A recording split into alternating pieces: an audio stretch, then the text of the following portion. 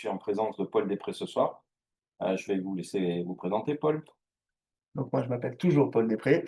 Je suis expert comptable et commissaire aux comptes et donc effectivement, on va se parler un petit peu de la loi de finances, principalement côté investissement, investissement immobilier, mais investissement au sens, large.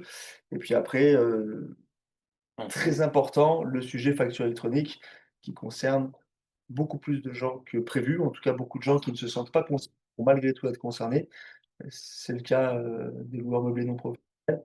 Donc, c'est important de revoir un petit peu toutes ces règles et les risques, liés à ça. Donc, on a encore quelques petits bips, on essaye de meubler avant de démarrer dans le sujet. Le webinaire de ce soir sera basé avec des questions-réponses, un petit peu en échange, un petit peu un format différent d'habitude. Nous n'aurons pas de présentation. Tout sera comme ça, basé sur des questions que je Mmh. poserai à Paul. C'est ma Et faute. Moi, j'ai pas été bon, j'ai pas eu le temps de faire de slides, donc c'est ma faute. Mais, c'est bien parce que finalement, Eric va porter des questions qui potentiellement sont celles de tous les intervenants et après, bah, s'il y en a d'autres, on y répondra évidemment, mais, ça permet d'avoir quelque chose d'un petit peu plus vivant aussi. Heu, on va tester. donc la première partie, comme on l'a évoqué, concerne la loi de finances 2026. Comme celle de 2025, elle a eu un petit peu de mal à venir et je vais demander à Paul quels sont les éléments principaux, qu'il faut retenir. Alors, Paul a sous la main le J'imagine. guide complet de la loi de finances qui doit faire une centaine de pages. On J'ai va besoin. Ah ouais. on va essayer de vous éviter les 100 pages. Ce qu'on veut vous donner ce soir, c'est une idée, des points les plus importants sur cette loi de finances. Mmh. Alors, l'accouchement de cette loi de finances a été très difficile et du coup, en fait, c'est pas une, mais c'est 4, 5, 6 lois de finances, ou en tout cas 5 projets de loi de finances qu'on a eu nous, dans les métiers du chiffre sur la fin d'année, avec des gouvernements, bah, divers et variés puisque, un gouvernement, puis un deuxième, puis un troisième, et donc des projets à chaque fois, qu'on a cru, voter et puis finalement non voter. Donc cette loi, elle a fini par être promulguée, très récemment par 49.3 et Sébastien Lecornu et définitivement adoptée, la semaine dernière. Ça change tout, puisque par rapport à ce qu'on avait lu, il y a plein de textes donc on espérait ou pas voir et qui sont là finalement ou pas. 1 chose très importante pour tout le monde, le barème de l'impôt progressif va bien être réévalué en fonction de l'inflation, hein, puisque c'était un petit peu le cheval de bataille des uns et des autres, nous disant: «Oui, hein, on va tous payer plus d'impôts». Non, comme chaque année, ça va être réévalué et il y a pas de problème. Maintenant, si on se base beaucoup plus sur l'investissement et si on se concentre là-dessus. 1 chose très importante, vous avez entendu dire peut-être, tout le monde parler d'une éventuelle taxation de plus-value sur les résidences principales. On nous a parlé de: «Il va falloir garder sa résidence principale au moins 5 ans, mais il y aura des cas d'exonération». Bon, il s'est rien passé de tout ça, il y a rien dans la loi, on reste sur ce qu'on connaissait. On achète une résidence principale, on l'habite 6 mois, puisque c'est ça le texte aujourd'hui, c'est 6 mois d'habitation sur ma résidence principale, on la revend, il n'y a aucune fiscalité. On ne nous demande pas d'être, divorcé, marié, ça change pas. Évidemment, c'est quelque chose qu'il faut garder en tête, tous les petits malins qui s'amusent à faire des allers-retours sur la résidence principale, peut-être que ça va finir par s'arrêter puisque c'est quelque chose qui commence à être regardé par nos instances. Ça, c'est la première chose. La deuxième chose, pareil sur la location meublé non professionnelle. Alors, pas Là, on a forcément. constaté un marché qui était un peu frileux à partir du mois de octobre-novembre. On a des vendeurs en copropriétaires qui ont vu un marché vraiment se ralentir sur la fin de l'année, Ouais. ce qui est normal, mais là, il a été encore plus ralenti et il a eu aussi un petit peu de mal à démarrer en 2026 par rapport à toutes ces attentes et ces annonces sur la loi de finances. Alors, si on reprend un peu l'historique, on nous avait promis finalement en 2023-24 qu'il allait y avoir un grand chambardement sur les lois sur les locations meublées non professionnelles. Puis on nous a dit: «Non mais attendez, 2024, il y a les jeux olympiques en France, il faut surtout pas qu'on change notre offre, et il faut que les gens puissent venir se loger, on change rien». OK, on laisse passer ça, arrive 2025, Là, on avait la confusion Airbnb. il y avait les confusions avec Airbnb. Arrive 2025, il se passe une première alerte, un 1er quelque chose qui fait que le gouvernement commence à regarder les locations meublées non professionnelles, finalement pas d'un bon œil. Février 2025, on nous explique, sauf pour les résidences-services, mais que pour tous les autres, donc Airbnb et location meublée non professionnelle, finalement, longue durée, ce qu'on peut faire pour des étudiants de manière classique, on nous explique que les amortissements qu'on pratique historiquement, maintenant, il va falloir en tenir compte dans le calcul de notre plus-value. Ce qui change tout, puisque jusqu'à présent, c'était un vrai cadeau fiscal. Et puis là, instantanément, on nous dit, bah non, en fait, le cadeau, on va le récupérer à la sortie, sauf si vous êtes capable de garder votre bien plus. Donc déjà, pour moi, effectivement, en 2025, cette loi a amené un ralentissement clair et net des transactions, puisque celui qui détenait son bien depuis 22 ou 23 ans, bah, quelque part, il n'avait pas trop d'intérêt à le vendre, il fallait faire le dos rond encore quelques années et être complètement exonéré de fiscalité. Donc pour moi, déjà, premier ralentissement. Et là, sur le premier projet de Sébastien Lecornu, on nous annonce clairement la fin de la location meublée non professionnelle. On nous explique qu'on va plafonner les amortissements, un plafonnement terrible parce qu'on nous parle de 5 000 € par foyer fiscal. Donc celui qui a 4 appartements et son épouse, ou son compagnon 2, bah, c'est fini, j'allais dire, on remballe quoi, hein, parce heu, on va se retrouver à payer de l'impôt, là où on n'en payait pas jusqu'à maintenant, très compliqué. Pourquoi l'État fait ça? L'État essaye par tous les moyens aujourd'hui de relancer le neuf et donc la vente de logements neufs. On va voir après qu'ils ont mis en place un système, mais effectivement, on commence à nous dire: «Il y a plus d'amortissement». Après, on nous dit: «Il y a de l'amortissement, mais il est plafonné jusqu'à 5 000». Après, on nous dira: «Bon, on laisse l'amortissement, mais c'est plafonné à 8 500». Et finalement, par magie, je ne sais quelle magie et c'est pour ça qu'on ne sait pas combien de temps ça va durer, Tout disparaît. tout disparaît. Donc sur la loi qui a été promulguée, la location meublée non professionnelle, qu'elle soit en résidence-service ou pas, reste identique à celle qu'elle était en 2025. Donc la loi n'a pas changé. Attention, pour moi, on a une épée de Damoclès claire et nette au-dessus de la tête et c'est vrai que celui qui veut investir aujourd'hui, pour nous, experts comptables, mais pour les avocats, c'est la même chose et les notaires aussi, j'espère, très difficile de dire à quelqu'un: «Foncez sur la location meublée» puisque si la loi change demain, on ne peut pas passer à l'impôt société si on a acheté le bien en nom propre. Donc on est bloqué, il faudrait revendre le bien à une SCI, renégocier un nouvel emprunt, payer 8 de frais chez le notaire et donc c'est très compliqué. Donc c'est vrai que c'est pour ça qu'aujourd'hui, chez beaucoup de personnes, on part sur de la SRL, familiale, de la SRL de famille puisqu'elle a l'opportunité, cette SRL, d'être à l'impôt sur le revenu, de faire la location meublée non professionnelle, ce qu'on ne peut pas faire avec une SCI à l'impôt revenu.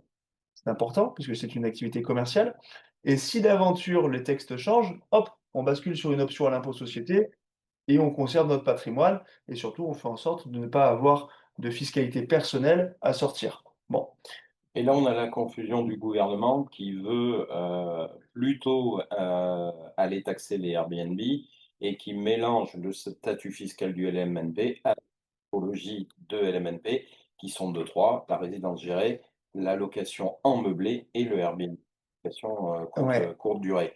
Et toutes les résidences gérées sont un petit peu dans le collimateur et subissent les effets collatéraux de mmh. cette volonté du gouvernement de taper sur la location saisonnière. Ouais, exactement Eric. Ce qui ne plaît pas au gouvernement aujourd'hui, c'est le Airbnb.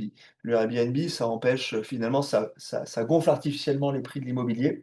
Donc ça empêche certaines personnes dans certaines villes ou certains lieux géographiques de se loger, alors que parce que d'autres essayent d'eux. Donc ils ont pris plusieurs mesures là-dessus. Déjà, j'ai, les nuitées qui sont limitées maintenant dans beaucoup d'endroits.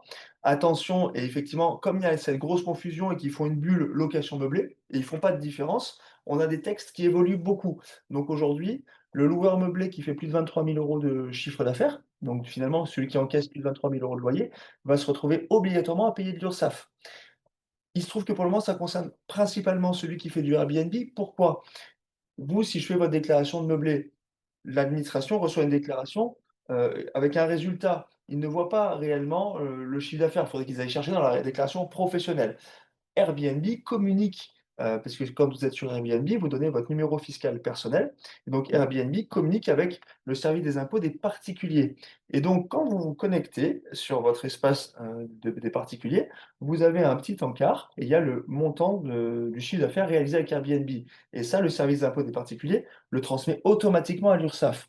Mais attention, la loi est mal faite, ça ne concerne pas que les gens qui font du Airbnb. Cette, URSSAF, si on fait plus de 23 000 €, c'est 100 loueurs meublés non professionnels, même si effectivement vous n'êtes pas forcément la cible, c'est cette confusion du gouvernement qui fait que, de fait, vous devenez redevable de, cette URSSAF. Donc il faut faire très attention à ça et c'est vrai que dans le futur, on reste nous très attentifs à ces lois sur les meublés puisqu'il y a cette grosse confusion qui est réalisée. Mais la très bonne nouvelle, c'est qu'on gagne au moins 1 an puisqu'en 2026, il ne s'est rien passé par rapport à On va 2025. échapper au pire en 2026. Voilà, pour le moment, rien ne bouge. Mais voilà, j'insiste, c'est vraiment pas une promesse pour dire qu'en 27, 28, 29, c'est l'idéal. Il faut pas dire à vos gamins, faites du meublé. On ne sait pas. On ne sait pas. Pour venir contrer ce meublé et vous vous êtes rendu compte, si vous investissez un petit peu en immobilier, que ça fait quelque temps qu'en fait, il y a plus la carotte fiscale. Depuis la fin du dernier Pinel qui succédait à du Cellier, du De du De Normandie et autres, il y a plus aucune défiscalisation sur l'immobilier et c'est vrai que du coup, Ni sur la résidence gérée avec du ni sur la résidence son gérée petit bois. et c'est vrai que du coup, il y a eu un recul net des constructions et des ventes de neufs. C'est-à-dire qu'historiquement, l'État considère qu'il y a à peu près 60 000 lots neufs vendus par an. En 2025, c'est 10 000. C'est trop peu pour eux.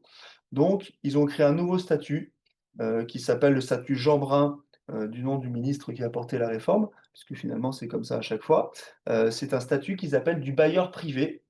Et donc, pour les gens qui achètent du neuf à partir de janvier 2026 ou qui vont acheter dans l'ancien mais faire plus de 30% de travaux de rénovation, donc c'est quand même très très lourd, c'est pour ça que ça va concerner principalement les gens qui font du neuf, euh, ils vont avoir la possibilité d'amortir le bien exactement comme le meublé. Bon. Donc, sur le papier, on se dit, quand même, chouette opportunité. Pourquoi moi je vous dis que c'est un Pinel 2.0 mal fagoté? C'est que d'abord, Pinel, c'était une vraie réduction fiscale. Là, c'est juste une non-augmentation des impôts alors qu'on en arrive à acheter un bien. Euh, on a quand même un engagement de location de 9 à 12 ans, donc quand même relativement long. Ce qui étaient les C'était engagements. les engagements avant. Par contre, on n'a pas le droit de faire de meublé. Donc on revient sur du Pinel classique. Et celui qui fait du meublé aujourd'hui, il va viser de la petite surface. C'est un entrepreneur qui cherche à faire sa retraite. C'est quelqu'un qui se dit, tiens, j'achète un appartement, ça pourra servir à mes gamins s'ils vont faire leurs études ou comme premier appartement. Donc on est sur du studio, on est sur du T2, on cherche du vrai rendement locatif, de la belle rentabilité. Et donc, et surtout, on n'immobilise pas beaucoup d'argent.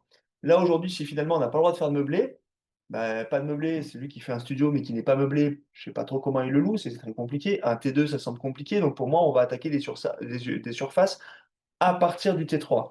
La surface à partir du T3, j'allais dire l'engagement financier, l'argent à mettre sur la table, quand même, le risque est plus vraiment le même, la rentabilité est plus faible.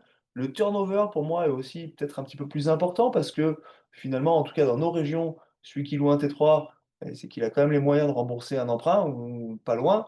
Donc voilà, pour moi, à ce niveau-là, bon, c'est une opportunité, c'est quelque chose qui est intéressant, il ne faut pas le mettre à la poubelle complètement, mais c'est très très différent du meublé.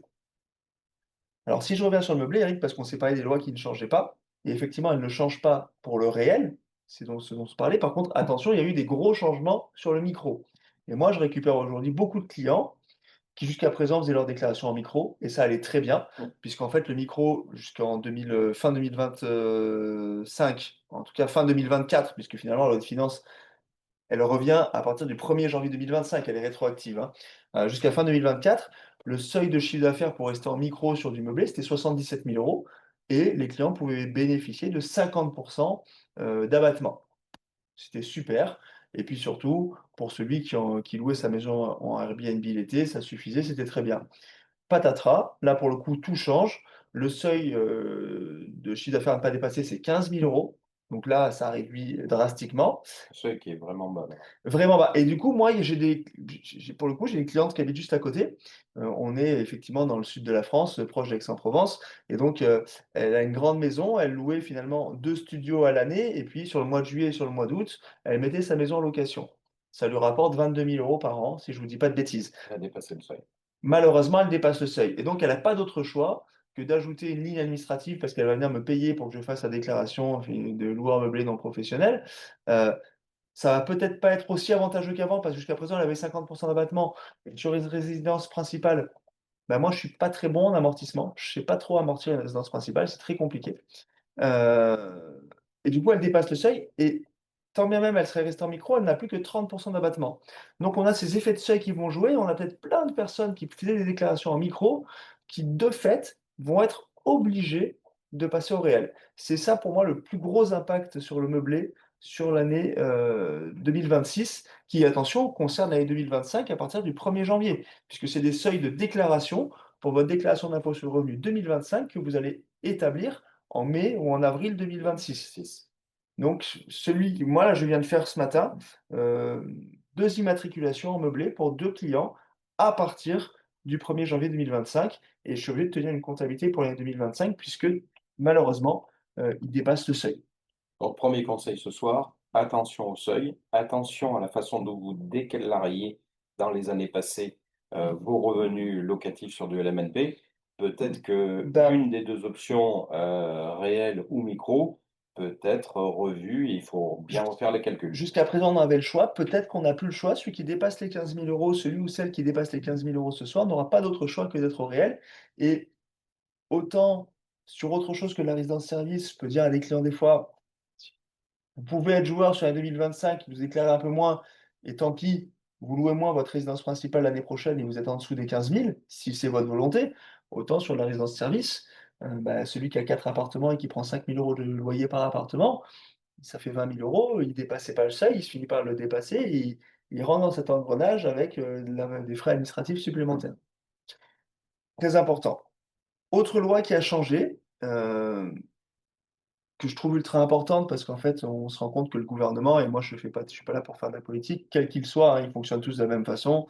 Ils ont bien martelé qu'ils n'avaient pas augmenté les impôts. C'est très important, les impôts n'ont pas augmenté. Ça veut dire quoi? Ça veut dire on touche pas à l'impôt sur le revenu, on touche pas à l'impôt sur les sociétés. Par contre, à côté de ça, vous aviez des crédits d'impôt. Vous pouviez bénéficier encore il y a quelques années de crédits d'impôt, notamment si vous étiez adhérent d'une association ou un centre de gestion agréé, vous aviez un crédit d'impôt pour frais de comptabilité. C'est-à-dire que vous, à l'époque, vous payiez un expert comptable et dans la limite de 915 € par an, vous étiez remboursé des 2 tiers des frais de comptabilité. Ce truc-là, ils l'ont mis à la poubelle l'année dernière et cette année, on n'est pas revenu dessus, ça reste à la poubelle. Donc déjà ça, Donc, on l'avait déjà pris en on 2025. l'avait déjà pris l'année dernière, on l'aura voilà, il reviendra pas. C'est quelque part une augmentation d'impôt fictive, pas fictive, réelle, mais un peu déguisée. Deuxième chose très importante, quand on dit on n'augmente pas les impôts, ça veut dire on touche pas au barème d'imposition sur le revenu. Ça veut dire on a le droit de toucher à la CSG et la CSG jusqu'à présent, dans les milieux professionnels, tout le monde parle de flat tax, on parlait d'une flat tax à 30. La flat tax à 30 qui concerne les dividendes qu'on touche, les PEA, toutes ces choses-là. La flat tax, c'était 12,8 d'impôt sur le revenu, 17,2 de CSG. Donc la promesse est tenue, on ne touche pas aux 12,8 d'impôt sur le revenu. Par contre, les 17,2 de CSG deviennent 18,6. On a 1,4 point d'augmentation de la CSG. Et ça, on va le retrouver partout. Sur votre résultat de loueur meublé non professionnel, vous êtes BIC, vous avez de la CSG, elle passe à 18,6. Si vous touchez des dividendes Total, par exemple, au hasard, la CSG passe à 18,6. Si vous avez des comptes à terme qui vous rapportent de l'argent, la CSG passe à 18,6, etc., etc., etc. Le seul endroit où ils n'ont pas touché la CSG pour essayer d'être actifs, c'est rigolo, c'est le revenu foncier. C'est pour les gens qui louent nus. On garde une CSG à 17,2, donc on a en plus des taux de CSG aujourd'hui Différent. différents. Donc attention à cette CSG, si j'ai envie de vous dire que si votre location meublée non professionnelle est bien calibrée et que votre expert comptable vous sort un résultat à 0, 18,6 de 0 ou 17,2 de 0, ça reste 0 et c'est pas un sujet. À partir du moment où on a un résultat positif, bah, ça fait 1,4 Alors, d'impôt supplémentaire, puisque c'est pas de l'impôt sur le revenu, mais ça reste de l'impôt, hein. Donc ça, c'est pour moi un vrai sujet, surtout que ça va concerner finalement la totalité des investissements que vous êtes capable de réaliser. côté CFE, rien de nouveau. Non, côté CFE, alors Loi qui est souvent peu connue. Loi. côté CFE, rien ne bouge et tout bouge. C'est-à-dire que en fait, il y avait un espèce de flou qui fait que jusqu'à présent, quand on créait un loueur meublé non professionnel, on l'immatriculait chez lui et puis il payait une CFE pour une boîte aux lettres ou 10 mètres carrés et personne ne demandait rien. Aujourd'hui, sur les anciennes immatriculations, ils reviennent pas trop dessus, mais sur les nouvelles immatriculations, moi je l'ai fait très récemment pour mon voisin et j'ai reçu un appel, hein, donc ils ont pris le temps d'appeler pour dire ils sont quand même disponibles en me disant: «Mais, est-ce que c'est là que l'exploitation a lieu?» Bah, je dis: «Bah non, pas du tout, je mets pas l'adresse d'exploitation, c'est une adresse pour recevoir des courriers». Il me dit: «Non, non, mais nous, il nous faut l'adresse de tous les appartements parce que maintenant on appelle une CFE par appartement et autant si vous avez 3 biens en Et dans la meublé même ville? et dans la même ville, bien sûr, bien sûr». En fait, ils cherchent du pognon partout. Alors, ça sera 3 fois 150 € peut-être, mais peu importe, ça veut dire que maintenant on a une CFE par bien loué. OK. Et du coup, sur l'INPI, quand vous faites les démarches, si vous faites les démarches vous, il faut normalement créer un établissement de loueur meublé non professionnel par bien loué. Donc ça vient quand même multiplié. Alors, c'est pas une nouveauté, 2026, c'est une loi qui existe depuis toujours. C'est juste que jusqu'à présent, elle n'était pas vraiment regardée, ils n'étaient pas très vraiment regardants là-dessus. Et sur les résidences gérées, vous étaient payés uniquement par les exploitants. Et maintenant, par contre, c'est voilà, Mm. c'est all inclusive, c'est tout le monde. Je veux dire, on l'a partout.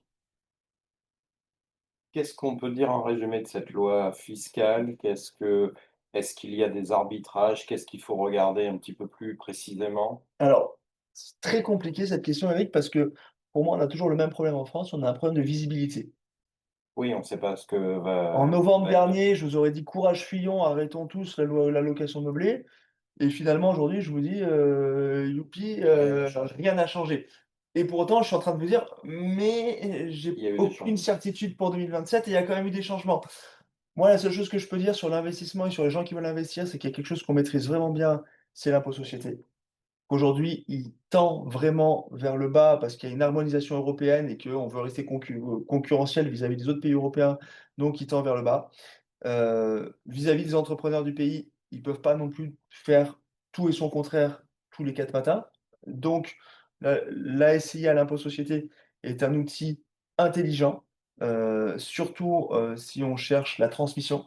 C'est vrai que si on veut faire de l'achat-revente, c'est pas malin, parce que souvent on a tendance à dire que ce qu'on a mis dans une SCI à l'IS, il faut pas vraiment le ressortir, ça coûte cher pour le coup. Mais finalement, maintenant, en meublé, avec la loi qu'ils ont passée sur les amortissements, bah, ça coûte la même chose. Mm. Donc, voilà, ça a du sens pour l'investissement futur. Moi, je pense qu'il est surtout urgent de pas beaucoup bouger, puisqu'en fait, là, Donc une année d'attentisme, c'est un peu malheureux, mais c'est ça. ce Euh, qui ne va pas dynamiser le marché. non, ce qui va pas dynamiser le marché. Après, on s'en est déjà parlé ensemble. La résidence service, plus elle vieillit, quand même moins elle se porte bien. Alors je sais que vous faites des tours de magie pour réussir à garder, des montants des loyers inchangés et ce que je martèle, c'est que quand on achète de la résidence service, on achète un produit financier, on n'achète pas un produit immobilier. Donc ce qui compte, c'est vraiment ce loyer par rapport au prix de vente parce que finalement, ce qui va venir acheter derrière vous, c'est une rentabilité Uniquement de qui vient rentabilité. chercher.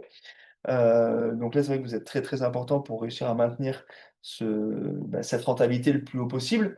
Et pour autant d'expérience, on voit quand même beaucoup de prix qui se cassent la gueule, pour pas dire autre chose. Donc, moi, Beaucoup de défaillances d'exploitants au début d'année et voilà. des exploitants de renom. Moi, j'aurais tendance à vouloir arbitrer ces biens-là, mais c'est assez difficile parce que souvent, les propriétaires ont quand même l'impression, quand on leur dit ça, bah, qu'on est un peu là pour se couper le bras, quand même, hein, parce que Mm. on part rarement la tête haute de ce truc-là. Et aujourd'hui, en plus, à part celui qui a envie d'aller sur du neuf, et là on a le Jeanbrun, on a le dispositif de bailleur privé qui existe, bon, qui a ses limites, mais qui a le mérite d'exister. Et ils viennent de le sortir, donc celui-là, ils vont pas le mettre à la poubelle L'année demain prochaine. avec des engagements sur 9 ans. Celui-là, il a du sens. Le reste, c'est compliqué de dire, sur de l'immobilier en tout cas, c'est compliqué de dire à quelqu'un Aller dans cette direction ou dans cette plutôt autre. qu'une autre. Ouais. C'est pour ça que là, j'ai récemment parlé, fait une petite conférence où je disais que la dernière niche fiscale, c'était la résidence principale. Et c'est vrai que quelqu'un qui se dit, bon, bah, finalement, je vends mon bien, je vends ma résidence principale, je suis exonéré de plus-value, je rachète une autre résidence principale qui m'a coûté plus cher, et dans 3 ans, je décide de la revendre, à l'instant T, c'est encore le meilleur produit immobilier en France. On a fait le tour de la Ouais. loi fiscale. Moi, pour la loi de finances, je ne sais pas si on fait des questions maintenant sur, Alors, on va faire une petite pause de quelques minutes avant de passer sur un autre sujet et d'avoir des questions sur différents sujets. Je vous propose de poser vos questions si vous en avez à partir de maintenant. Soit vous les posez dans le chat, soit vous ouvrez votre micro, vous posez la question et on va se donner 5 petites minutes de questions-réponses sur la loi de finances. Après, si vous n'avez pas de questions, bien sûr, on passera directement à la facturation électronique. Je suis Christine Bonsoir, Christine. euh, et bonsoir. J'ai une question. Vous dites qu'il n'y a pas grand-chose qui a changé, sauf que le micro LMNP était quand même super pratique et que aujourd'hui la baisse du chiffre d'affaires touche, enfin, je veux dire, même si vous louez qu'un seul appartement avec dans une ville relativement importante, vous êtes tout de suite au-dessus des 15 kilos euros, hein. C'est clair, net et précis. Ça veut dire qu'en fait, euh, est-ce qu'on a la possibilité, si on avait fait l'option pour le micro l'année dernière, et que cette année, ben, du fait de ce bornage beaucoup plus bas du loyer, est-ce qu'on a moyen de... alors, je prends un cas d'école, hein. J'ai commencé à louer au 1er janvier 2024. J'étais en micro en 2024. 2025, bien sûr, ce que je vais déclarer en 2026, bah, je suis touchée par la limite du plafond. Donc, est-ce que je peux refaire un calcul pour remettre mes 2 années en réel? Pas du tout. OK. Pas du tout. C'est ce que je vous dis, c'est la problématique de la visibilité fiscale française, c'est qu'en fait, vous avez fait un choix, qui était sûrement le meilleur choix au moment où vous l'avez fait. Heu et aujourd'hui, on vous explique que, bah, c'est super ce choix, mais maintenant, c'est plus ça qu'il faut faire. Donc là, ce qui se passe, c'est que vous basculez obligatoirement en réel à partir du 1er janvier 2025. Mais effectivement, peut-être que vous, vous avez eu des grosses dépenses en décembre 2024 et si vous aviez su avant, vous les auriez décalées sur, janvier 2025 puisqu'elles auraient été déductibles et en l'occurrence, si c'est décembre 2024, elles ne sont pas déductibles. OK. Alors ça, c'est la règle, bête et méchante. Après, il y a la règle qu'on applique nous qui s'appelle, pas vu, pas pris, vu, pris, puni. C'est-à-dire que dans quelle mesure vous considérez que vous prenez un risque significatif si vous allez décaler 1 000, 2 000, 3 000, 4 000, 5 000, je ne sais pas combien de dépenses vous aviez pu avoir, mais en tout cas, il n'est pas possible de repartir sur un amortissement à partir de 2024. Vous allez amortir votre bien à partir du 1er janvier 2025. En tout cas, vous allez pouvoir bénéficier de l'amortissement à partir du 1er janvier 2025. OK. Petite question complémentaire. Très souvent, ce style de régime, bien sûr, je parle pas des résidences, comme, des résidences, que l'on a, Service? Ouais. voilà, des résidences de service, pardon, excusez-moi. Très souvent, ce choix est fait parce qu'il y a des déficits non encore imputés dans cette catégorie de revenus. En fait, le fait de passer au réel, on peut continuer à imputer ces déficits, sauf qu'on va on va les consommer super plus vite. Alors, ça dépend parce que là, vous me parlez d'une ville sur lequel, on loue, par exemple, un appartement pour plus de 15 000 €.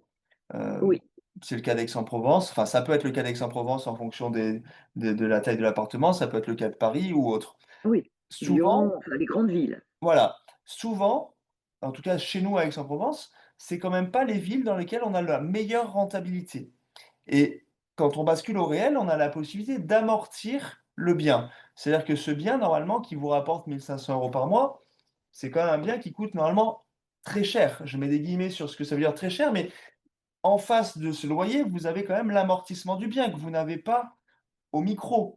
Donc quand on fait le calcul, il n'est pas dit, en tout cas, j'ai pas de certitude, ou moi dans ma ville à Aix-en-Provence quand je le fais, souvent même quand j'ai des loyers importants, j'ai des prix d'appartements importants en face, donc souvent une petite rentabilité et donc souvent pas de résultat fiscal. Et est-ce que cet amortissement est possible, même si le bien loué a déjà fait l'objet d'un démembrement de propriété? C'est-à-dire que Alors, dans le cadre d'une donation, on a tout à peut-être fait, déjà donné la nue propriété à un de nos enfants, et puis voilà quoi. c'est une très bonne question. Il est possible, mais il est effectivement très peu avantageux puisqu'en fait l'amortissement se fait sur la valeur d'usufruit calculée, sur l'âge du capitaine et donc en fonction de votre âge, moi je l'ai fait pour certains clients qui malheureusement avaient fait effectivement ces donations. Il restait pas grand chose à amortir puisque la valeur du bien, qu'on conservait était vraiment très, très faible. Ouais. C'est le OK. vrai piège, il est là effectivement, c'est si vous avez fait déjà donation de la nue propriété. OK, merci beaucoup. Voilà. De rien, Christine. D'autres questions? On avait vraiment très, très bien expliqué. Donc, s'il n'y a pas d'autres questions, on va passer à la deuxième partie de ce webinaire, partie tout aussi intéressante qui va toucher la facturation électronique. Alors, Paul, c'est quoi la facturation électronique en deux phrases? Alors, c'est quelque chose aujourd'hui d'extrêmement compliqué à expliquer, mais qui va simplifier grandement la vie de beaucoup, beaucoup de gens. Moi, quand on m'a parlé de ça la première fois il y a 15 ans, je me suis dit: «Oh, envoyer une facture par mail, je sais faire, pas compliqué». C'est pas ça du tout la facture électronique. Aujourd'hui, l'État a mis en Ça, c'était place la facture PDF. c'était la facture PDF et qu'on retrouve pas chez tout le monde encore. L'État a mis en place, en fait, un nouveau système, de facture. On va pas se mentir, l'idée, c'est d'aller combattre, l'économie occulte et ce qu'on va appeler l'évaporation de TVA. Donc clairement, en meublé, on n'était pas la cible, clairement. Et pour autant Mais on en bénéficie. et pour Ou autant, où on hérite de ça. comme ça va finalement toucher tous les professionnels assujettis et non assujettis à TVA, on va forcément tous, en meublé, être concernés. Alors, pour faire simple, l'État a créé un nouveau fichier, c'est-à-dire quand vous ouvrez un document Word aujourd'hui, c'est un docx. Quand vous ouvrez un document Excel, il a un point spécifique. Ben là, on va avoir un point facture X. Donc, on a un nouveau format de facture, lisible par tout le monde, tous les logiciels de facturation normalement à l'échelle de comptabilité et surtout lisible par l'administration fiscale. Donc, pour faire simple, quand vous allez envoyer une facture maintenant, qui que ce soit, quelqu'un qui envoie une facture, il va obligatoirement passer par ce qu'on appelle une plateforme agréée. On va voir après comment ça fonctionne. Et cette plateforme agréée, elle va redescendre la facture chez 3 personnes, à 3 endroits. Chez le client final, évidemment. Chez l'expert comptable du client final, qui normalement n'aura plus à réclamer la facture. Ça, c'est plutôt la bonne nouvelle pour nous, on est content. Et surtout, auprès de l'administration fiscale. Donc, l'administration fiscale, c'est le grand vizir qui voit tout à partir de demain. Et pourquoi je dis à partir de demain? Il y a Ça 2 échéances. ça arrive très, très vite. 2 échéances, Eric, vous avez raison. 2026, première, 2027, seconde. Première échéance, 1er septembre 2026. 1er septembre 2026, pour la totalité des professionnels, vous allez avoir l'obligation d'être capable de recevoir des factures électroniques. Et pour les professionnels les plus gros, ce que moi j'appelle des bigs, Orange, SFR, EDF, eux, ils vont avoir l'obligation, il y a certains seuils de chiffre d'affaires, pas de spoiler, on n'est pas concernés, hein, c'est vraiment très, très haut. Eux, ils ont déjà l'obligation d'envoyer les factures. Ce qui fait que nous, on a une obligation de les recevoir dès maintenant, parce qu'on a certains de nos fournisseurs qui vont avoir l'obligation de l'envoyer. Donc Paul, je suis propriétaire d'une petite chambre d'étudiant avec un exploitant. J'ai un seul bien, j'ai un loyer qui fait 5 000 € hors taxes par an. Est-ce que je suis concerné? Malheureusement, vous êtes concernés. Parce que moi, j'ai pas l'habitude de ou j'ai pas l'impression de faire des factures. Ouais, mais malheureusement, vous avez un numéro SIRET, vous avez une activité aujourd'hui. Ça, je l'ai souvent oublié. Voilà, et vous avez une activité qui est dite commerciale. Cette location meublée, pourquoi est-ce qu'on ne peut pas faire de location meublée, en société, en SCI, à l'impôt sur le revenu? C'est que la SCI, c'est une société civile, ça doit avoir une activité civile. Le meublé, c'est une activité commerciale et donc c'est pas compatible. C'est pour ça qu'il faut basculer cette SCI à l'impôt société pour être capable de faire du meublé, puisqu'à l'impôt société, on bascule dans le régime des sociétés commerciales. Donc nous, on a une activité commerciale. On fait du commerce et donc on est soumis à toute cette nouvelle loi sur la facture Mais électronique. moi, je fais jamais de facture, hein. Alors, Dans mon petit coin, c'est je reçois un loyer de mon exploitant, je paye mes charges, c'est tout ce tout que je fais. tout à fait, parce que vous avez beaucoup de chance, vous êtes quelqu'un de chanceux, Eric, et vous avez un exploitant qui aujourd'hui, finalement, réalise tout l'administratif à votre place. Sauf que demain, pour moi, il ne pourra plus le faire. Cet administratif à votre place, c'est pas possible. Il va falloir reprendre la main sur vos factures. Pourquoi? D'abord, septembre 2026, il faut choisir une plateforme agréée de, récupération des données. C'est obligatoire. On vient de regarder, avant le démarrage, du webinaire avec Eric dans la Bible, c'est 500 € l'amende si on n'est pas capable au 1er septembre 2026 de recevoir les factures électroniques. Donc il va falloir choisir une plateforme. Alors, qu'est-ce que moi j'ai comme facture? Qu'est-ce que je reçois avec mon petit appartement en résidence étudiante? Qu'est-ce que Alors, je reçois? si vous faites tout simplement, si vous faites appel à un expert comptable déjà, vous allez recevoir la facture de l'expert comptable. Donc celle-là, je vais plus pouvoir la recevoir par PDF et C'est fini. Moi, je vais avoir l'obligation de l'envoyer via facture électronique. Donc, il vous faut une plateforme réceptive obligatoirement. Vous avez ça. Vous avez l'assurance propriétaire non occupant que tout le monde doit avoir de façon obligatoire. Ces 2 là, déjà, c'est certain.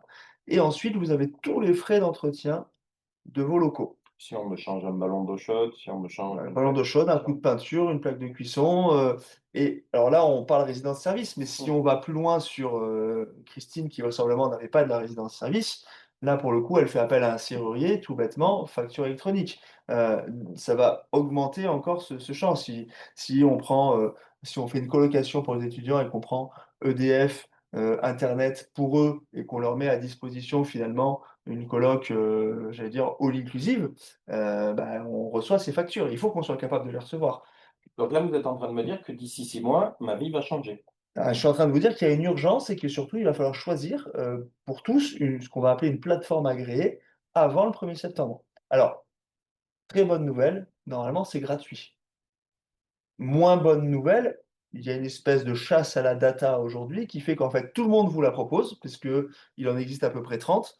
La plupart des éditeurs de logiciels de comptabilité, et de facturation en proposent une. Vous allez avoir des banques, Conto, une banque en ligne bien connue, propose sa propre plateforme agréée, bah, la BNP et autres en proposent. Moi, mon conseil vraiment, initial, ne choisissez d'abord, il faut en choisir une, c'est très important, mais ne choisissez pas n'importe laquelle. Rapprochez-vous de la personne qui gère votre comptabilité, s'il y a quelqu'un qui gère votre comptabilité. Demandez-lui ce qu'il utilise comme logiciel et allez choisir sa plateforme. Parce qu'en fait, Parce que moi, ma compta, je l'ai toujours fait un peu sur le coin de la table de la cuisine, hein. bah, ouais, mais aujourd'hui alors vous allez pouvoir continuer à le faire, mais il faut choisir une plateforme. D'abord, ça va simplifier les échanges, malgré tout, parce que, toutes les factures vont redescendre en un seul flux à chaque fois qu'on va la recevoir directement dans le logiciel. Ensuite, eh ben, il va falloir apprendre à émettre des factures, parce que je ne sais pas comment votre exploitant, pour chacun des Ça, c'est individus 2027.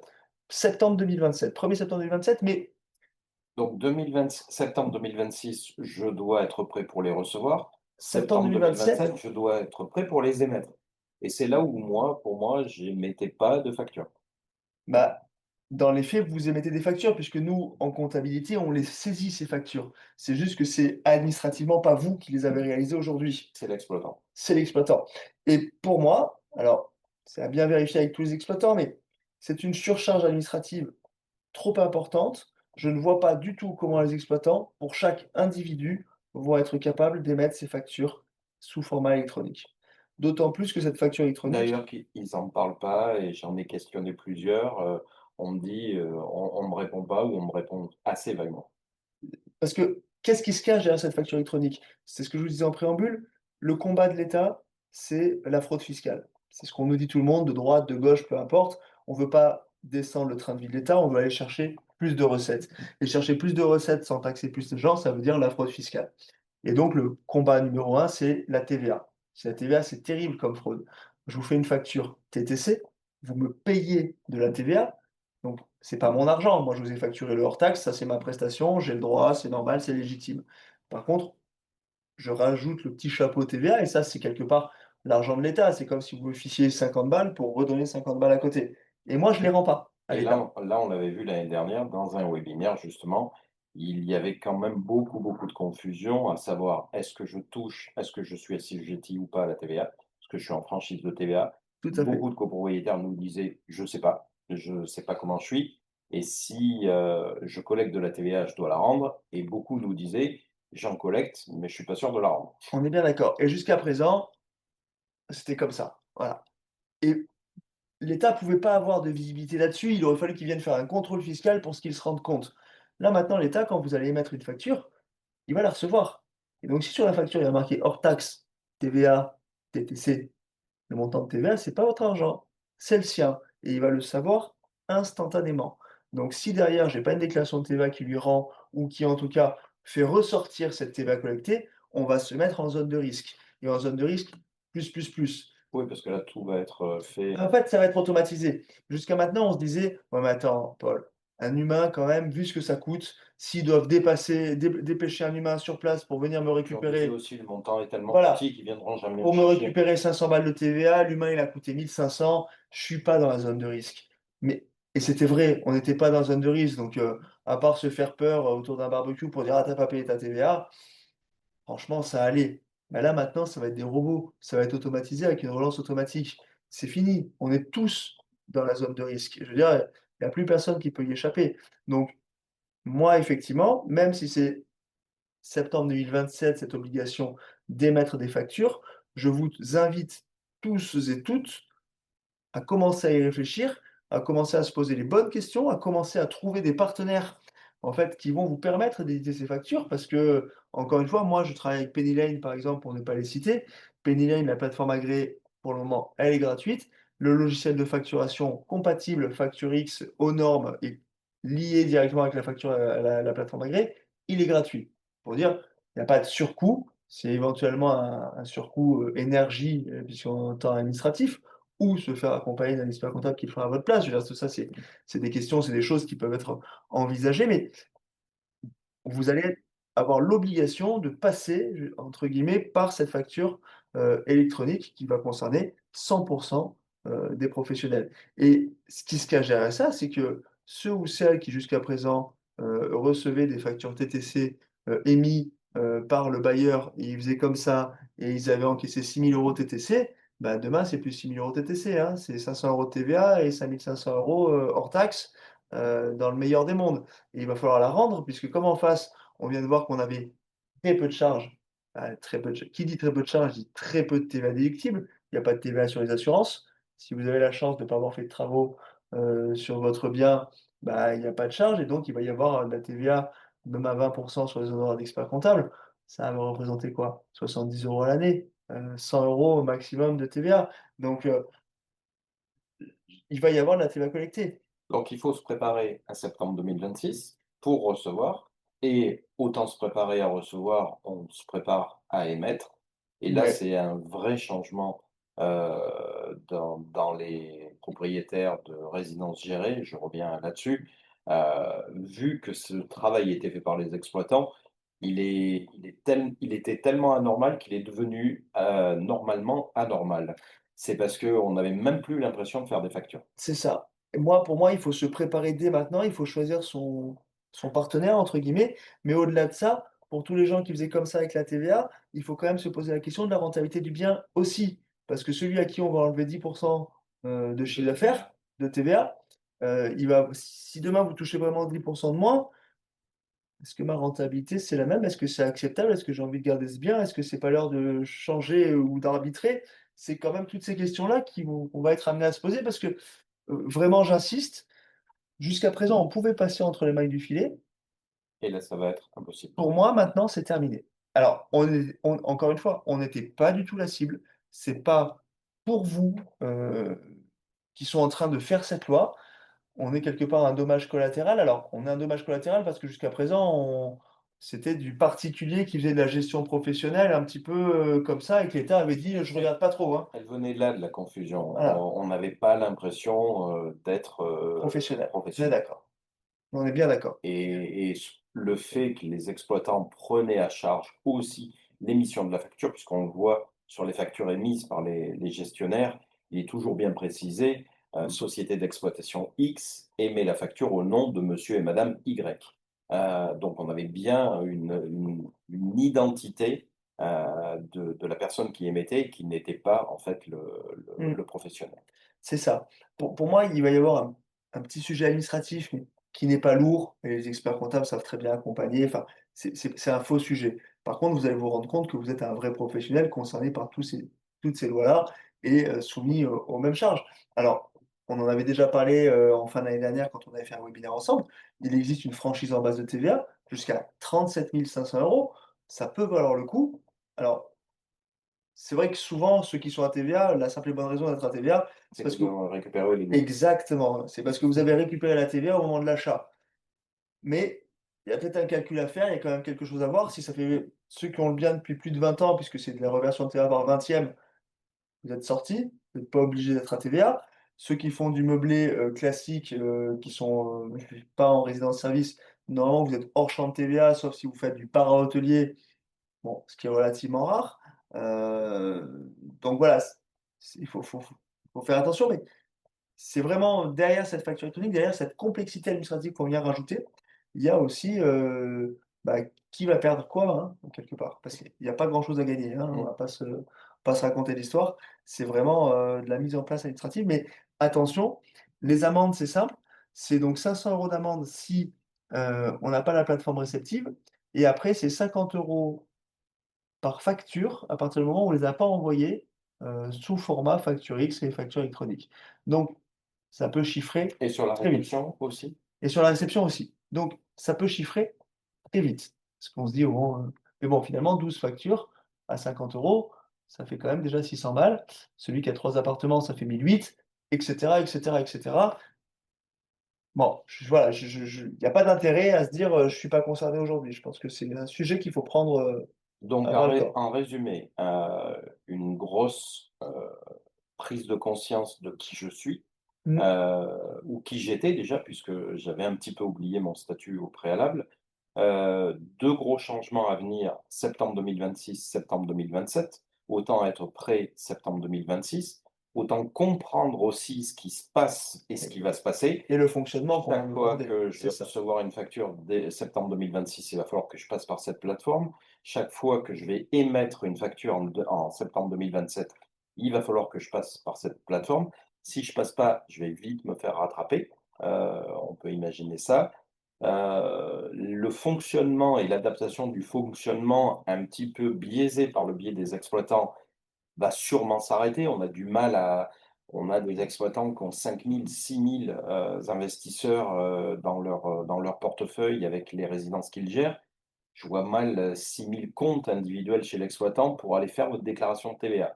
Ça En tout semble, en tout cas, ce qui est surprenant, c'est que pour le moment, et personne n'en parle. voilà, Personne n'en le parle pas. sujet est extrêmement opaque chez eux. Ils font comme si ça existait pas, alors qu'aujourd'hui, on a même l'ordre des experts comptables qui se payent une pub sur RMC, pour ceux qui écoutent RMC, pour vous dire: «Rapprochez-vous de votre expert comptable parce qu'il y a la facture électronique qui arrive», parce que ça va concerner vraiment tout le monde.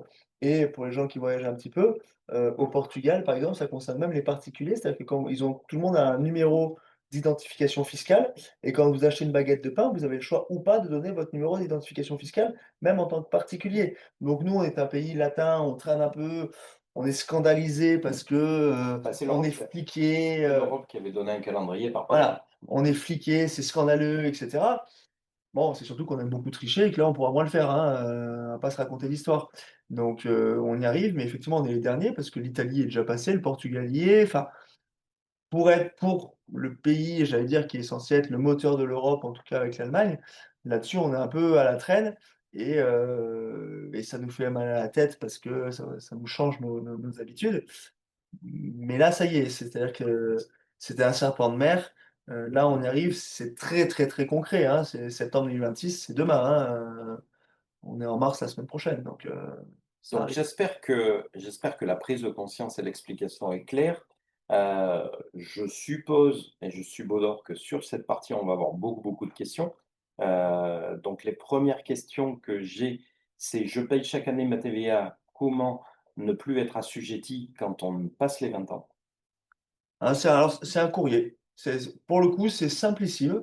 Vous avez un espace normalement, professionnel, donc sur impôts.gouv.pro en ligne pour vos locations meublées, sur lequel vous allez notamment récupérer votre CFE.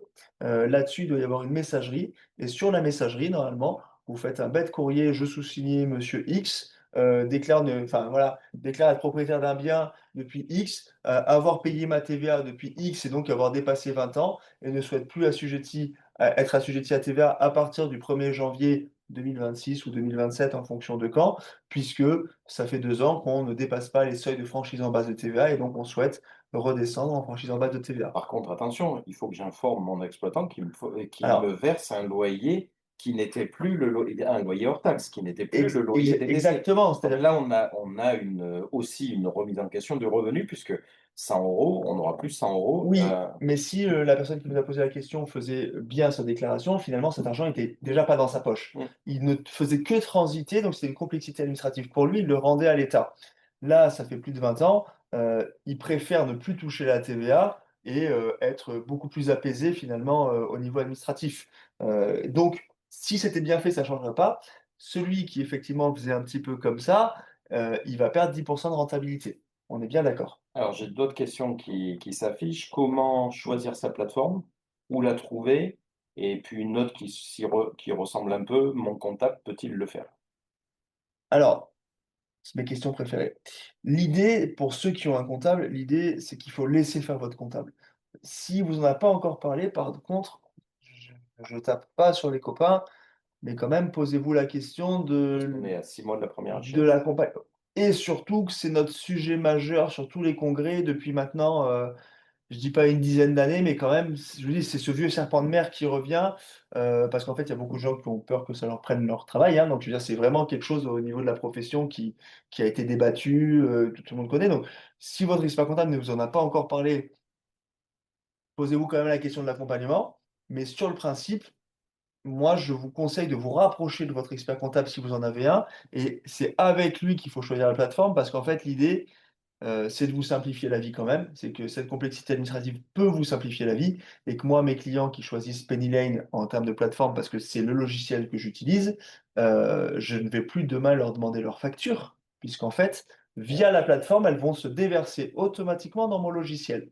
Donc, je ne serai plus dépendant de mes clients et donc, quelque part, je vais les décharger un petit peu administrativement aussi. Donc la bonne nouvelle, c'est qu'en fin d'année, j'irai plus chercher toutes mes factures chez l'exploitant pour les transmettre à mon expert comptable, il est droit direct. Au fil de l'eau, il va pouvoir le récupérer et après votre expert comptable, soit il prend le rôle de l'exploitant et quelque part il émet les factures à la place de l'exploitant puisque C'est plus juste. puisqu'on a des et donc en fait, il les émet pour votre compte. Donc pour l'administration fiscale, c'est vous qui avez émis les factures et cetera. Vous avez un suivi, vous avez un contact, vous savez à qui il faut le demander.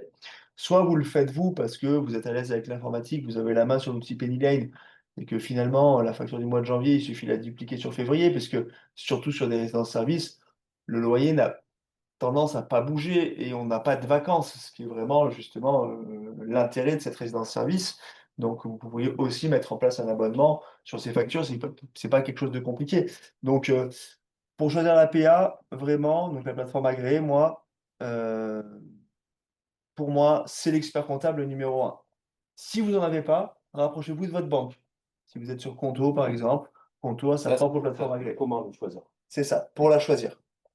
On a Jacques qui lève la main pour une question. Il y avait d'autres questions et je reviendrai après. Jacques, tu veux la poser en direct? Oui, merci. Je l'ai posé aussi sur le chat, mais alors personnellement, les plus grosses factures entre guillemets que je reçois, ce sont les charges de copropriété. Est-ce qu'elles sont concernées par cette facturation électronique? Alors, ça dépend ce qu'on va retrouver dans vos charges de copro, parce que sur les charges de copro, normalement, il n'y a pas forcément de TVA. Mais de temps en temps, Ah votre si, il y en copro, a. Justement, je la récupère tous les ans. bah, si vous avez de la TVA, ils sont concernés. Tous les Ok. assujettis à TVA vont être obligés d'envoyer leur facture via facture Ouais, électronique. ouais. Parce qu'en fait, tous les ans, on fait le calcul de la TVA et puis on la récupère et puis je la perçois, quoi. Parce que dans vos Ok. charges de copro, du coup, vous avez, je dis une bêtise, même de l'entretien d'espaces verts, etc., qui est potentiellement sous-traité à d'autres. Donc là, oui, On est vous avez de commun. la TVA Oui, sur oui, le commun. j'ai vraiment de la TVA. Et puis, mais par contre, le syndic ne nous en a pas parlé. Donc, du coup, maintenant, je vais lancer ce sujet-là. Ouais, alors moi j'accompagne des syndics, c'est des gros sujets chez eux aussi, et justement ils sont en train eux aussi de.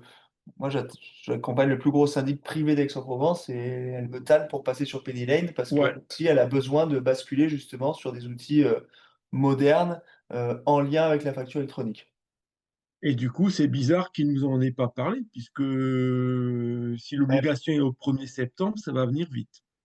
Ben, c'est pour ça aussi qu'on a fait ce webinaire, parce que on sentait venir de plus en plus par des commentaires. On a eu un commentaire, une suggestion pour faire ce webinaire. C'est une information qui a peu été diffusée et qui est sûrement peu connue par les copropriétaires de résidences de service ou par les copropriétaires de LMNP en meublé traditionnel. Mais c'est un sujet qui a été peu abordé. Les exploitants, j'ai consulté plusieurs exploitants, ils m'ont dit: «Vous inquiétez pas». Donc c'est un petit peu un sujet qu'on voulait mettre en lumière pour ce premier webinaire de l'année et on a une question: «L'association peut-elle aider à négocier avec le gestionnaire?» Négocier quoi? Il n'y a pas grand-chose à négocier là. Il faudra voir comment les exploitants se comportent. Est-ce qu'on a d'autres questions? Par message, oui, si jamais il y en a plusieurs. Vas-y pour les messages, Aymeric. Pardon. Alors, est-ce que tu les vois? Parce que je crois qu'il y en a sur lesquels tu avais répondu. La dernière, c'était une plateforme par numéro de tiré. Une adhésion par plateforme à un numéro de siret. Oui, c'est-à-dire que si vous aviez l'aventure 3 numéros de siret, alors pas si alors c'est pas par numéro de siret, c'est par numéro sirène. C'est-à-dire que si vous aviez 3 numéros sirette, parce qu'aujourd'hui vous avez 3 établissements, donc 3 biens en location meublée, vous n'avez qu'un seul numéro sirène et donc pour moi la plateforme elle est unique, l'adhésion est unique par numéro de sirène. Mais si vous aviez 2 numéros sirènes, parce qu'aujourd'hui vous pourriez avoir une location meublée en nom propre et une location meublée, conjointe, indivis finalement avec, un époux, une conjointe, peu importe. Là pour le coup, c'est 2 adhésions différentes, mais ce qui ne change rien. C'est-à-dire que c'est quand vous allez faire des factures, vous allez faire des factures avec 2 numéros SIRET différents, donc elles vont partir de 2 endroits différents et les retombées vont retomber 2 fois. Quand on a, On peut avoir la même plateforme. mais on peut tout à fait avoir la même plateforme. De toute façon, Mmh. nous, Penny Lane, je sais pas, moi, tous mes clients, je les ai déjà fait adhérer parce que pour le coup, c'est ça qui m'étonne toujours quand les gens sont pas au courant, c'est que moi, mon éditeur de logiciel me tanne depuis maintenant au moins 9 mois, puisque justement, c'est une espèce de course à l'armement quand même, hein, chez tout le monde là-dessus, pour que je fasse adhérer, mes clients à cette plateforme et donc moi, j'ai envoyé à tous mes clients un mandat d'adhésion à la plateforme Penny Lane pour la choisir en tant que plateforme réceptive, là-dessus. Donc, voilà, c'est pour ça que, de temps en temps, on est, surpris, que d'autres cabinets d'expertise comptable n'en aient pas parlé.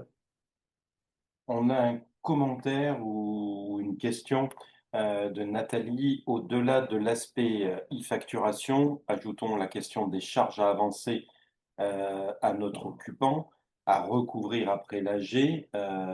Oui. Est-ce que c'est la mort du LMNP? Ça va changer les comportements, mais ça va pas changer. Tant que la carotte fiscale LMNP est là, pour moi, il ne meurt pas. Si demain je vous dis que, votre amortissement, il n'existe plus, là vous avez, c'est passez-moi l'expression, toutes les emmerdes et plus le bénéfice, quoi. Donc, pour moi, le LMNP ne vit que grâce à la carotte fiscale. C'est-à-dire, aujourd'hui, dites-vous que si moi je fais un investissement demain, alors je parle pas de la résidence-service parce que personnellement, j'ai du mal à la trouver sexy de temps en temps et ça me rassure d'acheter en face de chez moi. Je trouve ça plus sain en termes de plus-value future. Si j'achète en face de chez moi en meublé, aujourd'hui et que le banquier est sympa avec moi, je vais payer mes frais de notaire et le banquier va me financer 100 du bien. Mon locataire va payer à ma place mon bien et si je suis bon, fiscalement, je ne vais pas faire d'avance d'impôt à l'État puisque, je vais réussir à sortir un résultat fiscal à zéro grâce à l'amortissement. Tant qu'on reste sur ce statut-là, pour moi, il est extraordinaire, ils ont jamais rien fait de mieux Mm. et au bout de 30 ans, je revends exonéré de plus-value ou je donne ça à mon gamin ou je leur vends avant, mais même si je leur vends avant et que je me retrouve à payer les impôts, je paye des impôts au moment où je touche le cash. Parce que s'il faut pas oublier, c'est que quand on fait du revenu foncier classique, outre le LMNP, souvent on a quand même un emprunt. Donc on a un revenu foncier sur le papier, mais en réalité on n'a pas la trésorerie. La trésorerie a servi à rembourser un emprunt. Donc l'impôt qu'on paye, quelque part, c'est du manque que vous êtes allé chercher sur votre reste à vivre personnel. Donc pour moi, non, le meublé ne va pas mourir. Tant qu'on a ça, Tant qu'on a la mort. le meublé ne va pas mourir. Et s'ils enlèvent l'amortissement, s'ils sont pas complètement stupides, ils ne l'enlèveront pas de la résidence-service. Sinon, ils me la c'est terminé, ça ne peut plus exister, le modèle économique est complètement mort. Donc ils ne l'enlèveront pas de la résidence-service, je pense. On avait un petit commentaire sur la question tout à l'heure sur la plateforme par numéro de siret de sirène.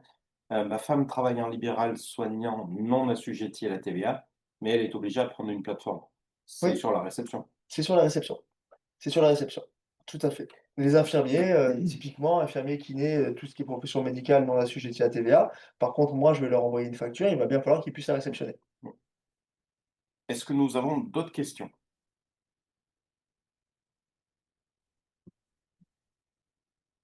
J'espère que tout le monde n'est pas abasourdi.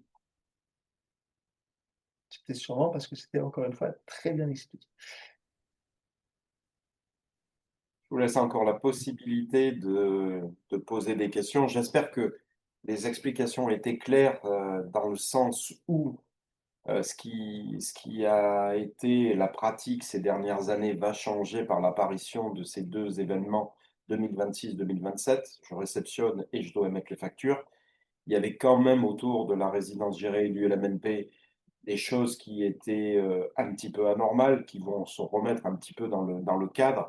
Je le disais souvent l'année dernière lors de Zoom, de réunions, que est-ce qu'on aurait imaginé si on était propriétaire et qu'on louait à un locataire, que ce soit notre locataire qui fasse sa propre quittance de loyer?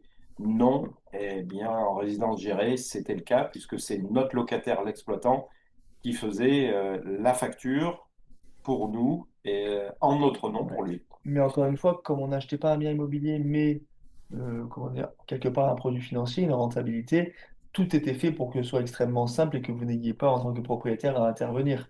Donc, quelque part, c'était bien fait. C'est juste que ce système risque d'avoir ses limites avec ces changements de réglementation, tout simplement.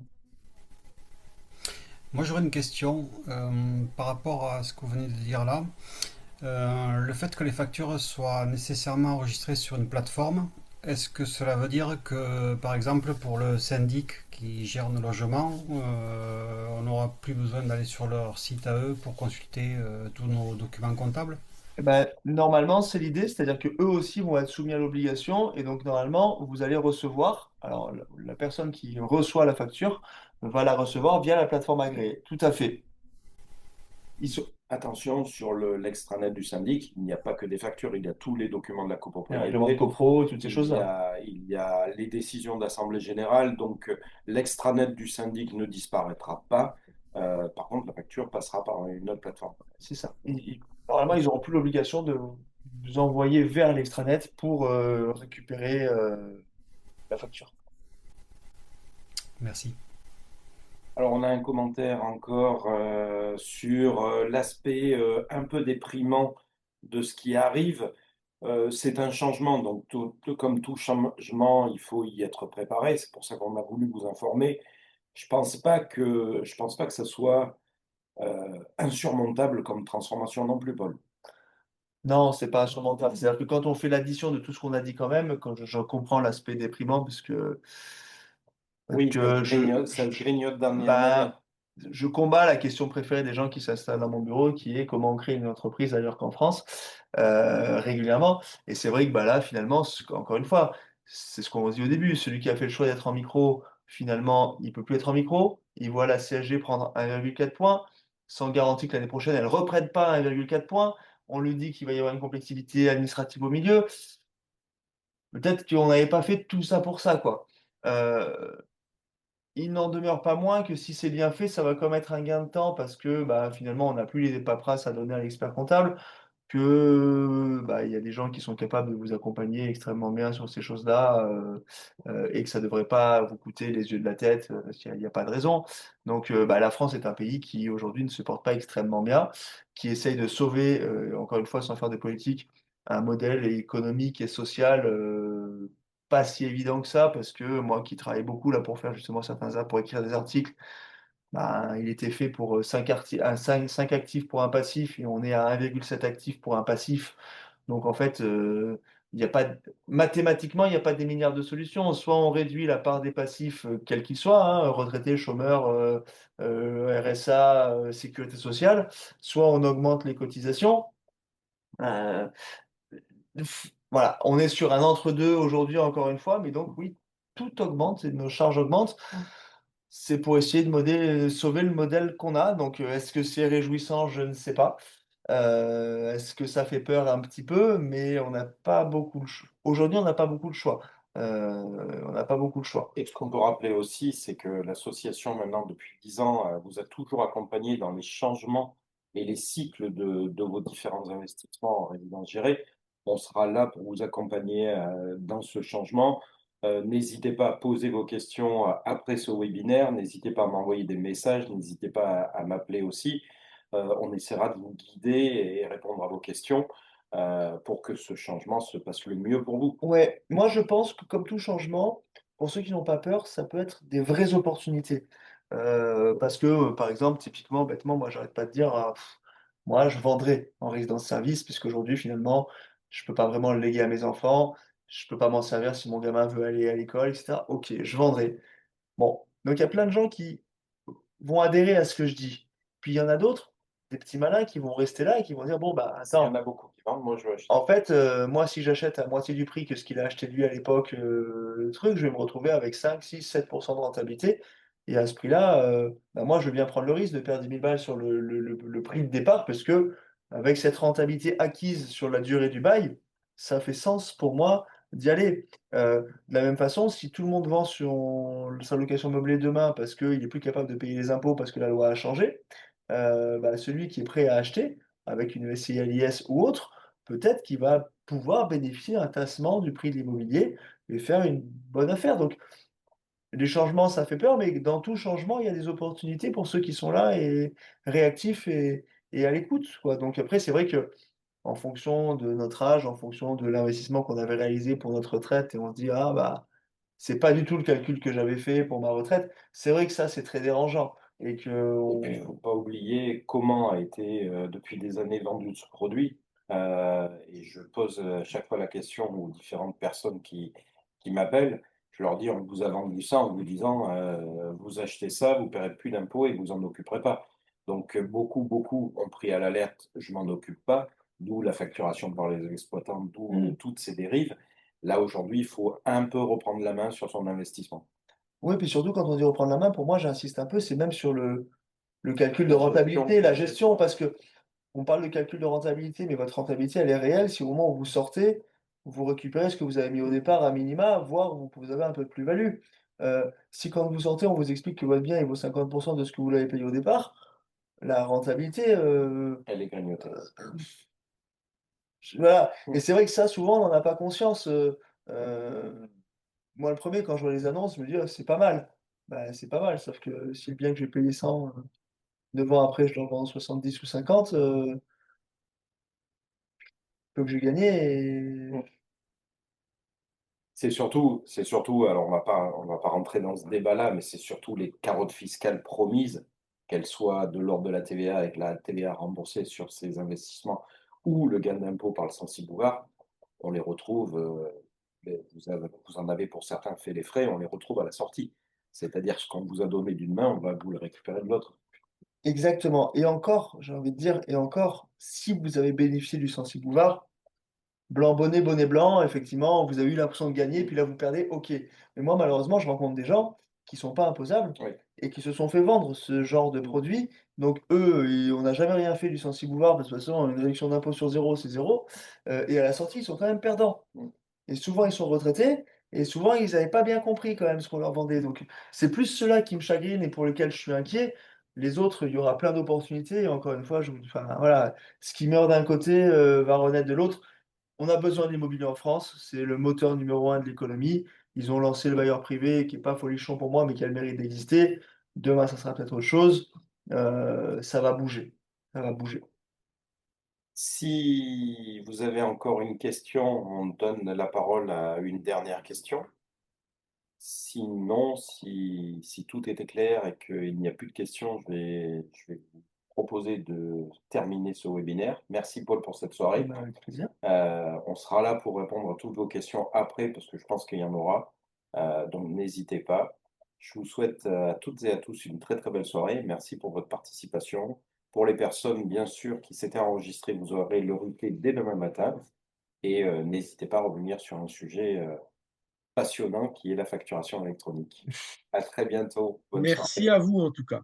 Merci. Bonsoir. Bonne soirée. Merci. Merci, au revoir. Bonsoir. Au revoir.